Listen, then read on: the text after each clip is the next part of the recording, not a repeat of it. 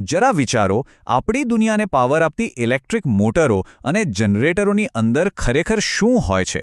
એની અંદર છુપાયેલું છે એક આખું આર્કિટેક્ચર. અને આ છે આર્મેચર વાઇન્ડિંગ્સ, એ નિર્ણાયક અદૃશ્ય ભાગ જે બધું જ શક્ય બનાવે છે. તો સવાલ એ છે કે આપણી દુનિયાને ચલાવતું આ છુપાયેલું આર્કિટેક્ચર છે શું? ચાલો એને બરાબર સમજીએ. આ વાઇન્ડિંગ્સ છે ને, એ જાણે કોઈ એન્જિનિયરનું ટૂલકીટ હોય એવું છે, જ્યાં દરેક નાની નાની પસંદગી મશીનની કામગીરી નક્કી કરે છે. આપણે જે વાત કરી રહ્યા છીએ એનો આધાર આ મટીરિયલ છે. અને અહીં એક મજાની વાત એ છે કે જુઓ, ભલે ભાષા અંગ્રેજી હોય કે ગુજરાતી, ઇલેક્ટ્રિકલ એન્જિનિયરિંગના જે મૂળભૂત સિદ્ધાંતો છે ને, એ તો આખી દુનિયામાં એક સરખા જ રહે છે. એ એક યુનિવર્સલ લેંગ્વેજ છે. તો સૌથી પહેલાં તો એ સમજીએ કે આર્મેચર વાઇન્ડિંગ એટલે શું. એકદમ સરળ ભાષામાં કહીએ તો એ એસી મશીનની અંદર રહેલું વાહક તારનું એક નેટવર્ક છે, જ્યાં મુખ્ય વોલ્ટેજ પેદા થાય છે. સાચું કહું તો એને મોટર કે જનરેટરનું હૃદય પણ કહી શકાય. ચાલો આને આધાર બનાવીને હવે આગળ વધીએ. તો આજે આપણે શું જોવાના છીએ? આપણે એક એન્જિનિયરની જેમ વિચારીશું, એમની ડિઝાઇન ચોઇસની આખી સફર પર નીકળીશું.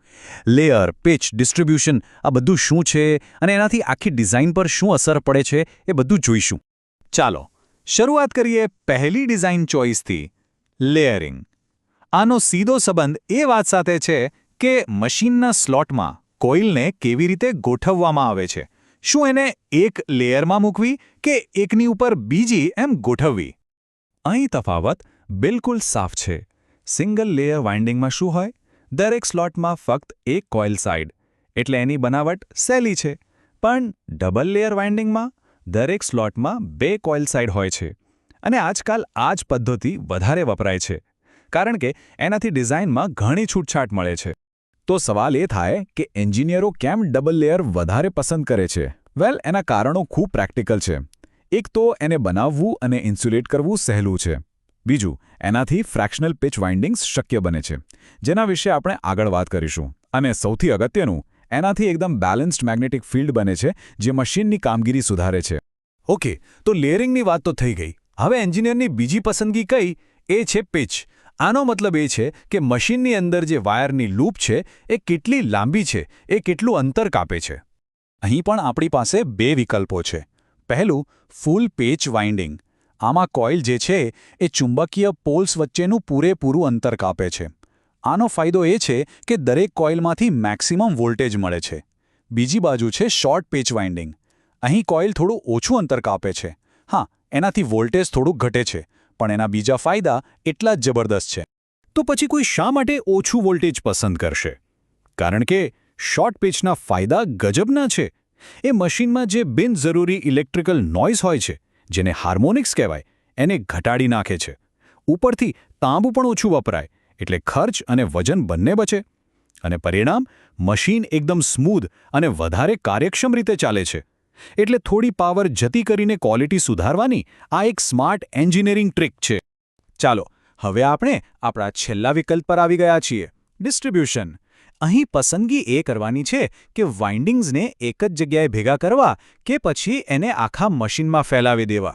આમાં પણ રચનાનો તફાવત એકદમ સીધો છે. કોન્સન્ટ્રેટેડ વાઇન્ડિંગમાં શું થાય?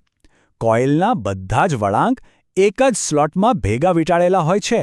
જ્યારે ડિસ્ટ્રીબ્યુટેડ વાઇન્ડિંગમાં આ વળાંકોને મશીનની આસપાસ જુદા જુદા સ્લોટમાં ફેલાવી દેવામાં આવે છે. તો પછી વાઇન્ડિંગને ફેલાવવાનો શું ફાયદો? ઘણો ફાયદો છે. એનાથી એકદમ સ્મૂધ, સાઇનુસોઇડલ મેગ્નેટિક ફિલ્ડ બને છે. ગરમી પણ સહેલાઈથી બહાર નીકળી શકે છે. અને હા, આનાથી પણ ઇલેક્ટ્રિકલ હાર્મોનિક્સ ઘટે છે. આ જ કારણ છે કે મોટાભાગના આધુનિક એસી મશીનોમાં તમને આ જ પદ્ધતિ જોવા મળશે. સારું, તો હવે આ ત્રણેય પસંદગીઓને એકસાથે જોડીએ. અહીં સમજવા જેવી વાત એ છે કે આ બધા નિર્ણયો અલગ અલગ નથી લેવાતા. એક પરફેક્ટ મશીન બનાવવા માટે આ ત્રણેય એકબીજા સાથે જોડાયેલા છે. તો આ છે આપણા એન્જિનિયરના ટૂલકિટના ત્રણ મુખ્ય સાધનો: લેયરિંગ, પિચ અને ડિસ્ટ્રીબ્યુશન. દરેકની પોતાની ખાસિયતો છે, પોતાના ફાયદા નુકસાન છે, અને દરેક પસંદગી મશીન કેવું ચાલશે એ નક્કી કરે છે. આ બધી ચર્ચાનો સાર શું છે? એ જ કે એક સારું મશીન બનાવવું એ એક બેલેન્સિંગ એક્ટ છે. એન્જિનિયરે હંમેશા ખર્ચ, કાર્યક્ષમતા, સાઇઝ અને પરફોર્મન્સ, આ બધા વચ્ચે એક સંતુલન શોધવું પડે છે. અને આ વાઇન્ડિંગની પસંદગીઓ એ સંતુલનની ચાવી છે. અને આ બધું આપણને ખૂબ જ રસપ્રદ સવાલ પર લાવીને મૂકે છે. વિચારો, ઇલેક્ટ્રિક ગાડીઓ અને રિન્યુએબલ એનર્જીના આ નવા યુગમાં ભવિષ્યની જરૂરિયાતોને પહોંચી વળવા માટે આ મૂળભૂત ડિઝાઇન પસંદગીઓમાં કેવા ફેરફાર આવશે? આજના આ પાયાના સિદ્ધાંતો જ આવતીકાલના પડકારોને સમજવામાં મદદ કરશે.